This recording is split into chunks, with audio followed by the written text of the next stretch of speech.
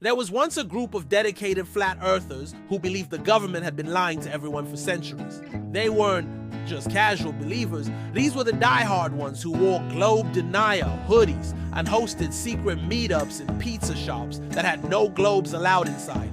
After years of arguing online and making shaky YouTube documentaries, they decided it was finally time to do something bold. They were going to sail to the edge of the world and prove once and for all that the earth was flat. No more memes, no more debates, just action.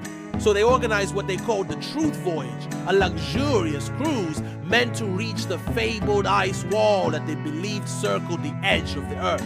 They sold tickets online and people actually bought them. Dozens of passionate flat earthers boarded the ship wearing t-shirts and said things like NASA lies and around the world. You mean across the pizza?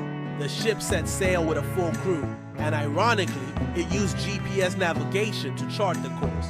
But every time someone brought that up, the flat earthers would claim the GPS was only accurate on a flat plane. As the cruise went on, things started getting weird. One guy tried to use the level 2 on the deck to prove the ocean was flat. Another woman started handing out homemade maps that looked like someone squashed Antarctica into a pancake. Every sunset was met with confusion and arguments about how the sun could just disappear like that if the earth wasn't a disk. But the funniest part? After 5 days at sea, they hit land. The captain told everyone they had reached the edge. Everyone ran to the rails of the ship, expecting to see a giant ice wall and maybe a few NASA agents guarding the edge. Instead, they saw Australia. Turns out their edge of the world voyage had gone completely off course because one of the organizers insisted on turning off the GPS and using a flat earth map instead.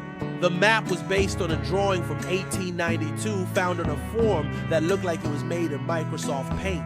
They were supposed to be heading toward Antarctica, but they ended up circling around and landing on the wrong continent entirely. Some passengers were furious. Others still insisted they had seen evidence of the edge. One guy claimed he saw a penguin wink at him and take off flying like a drone. The cruise was quietly shut down. Most passengers deleted their vlogs, but the legend of the Truth Voyage lives on in conspiracy circles, with some still believing they got this close to proving the earth is flat, even though they accidentally vacationed in Australia. Moral of the story: never trust a map drawn on a napkin, and maybe, just maybe, the globe isn't lying to you after all.